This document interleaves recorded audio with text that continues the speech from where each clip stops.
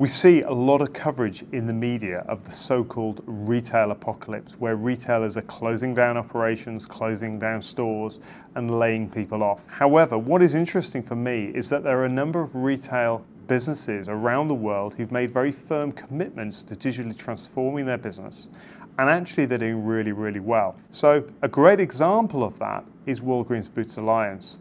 3 years ago, they made a very firm commitment to digitally transforming their business.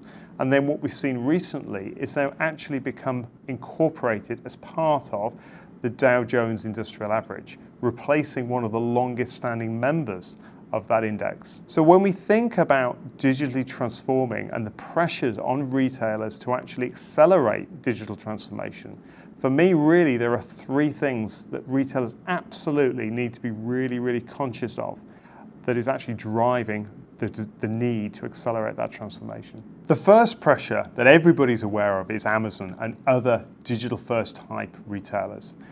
These individual companies are raising the bar by eliminating points of friction in the customer journey and creating an additional pressure on established retailers. The second pressure that I see is blurring lines between industries. Now, this perhaps is not quite so obvious as the Amazon pressure, but certainly when we think about some of the things that are going on, so for example, a grocer, all of a sudden grocers now have new competition in the form of meal kit providers and meal delivery services. These are operations, business operations that didn't exist a number of years ago. So now grocers are actually competing for the family dinner. And it's the same in the clothing sector as well, where we actually have organizations who will actually do personalized dressing for you and send product to you. This is a new business model that is competing with the established players. The third pressure, and this is one that really has yet to manifest itself in either Europe or North America, is the concept of new retail. This is the step beyond unified commerce, beyond omnichannel, where channels are completely eliminated.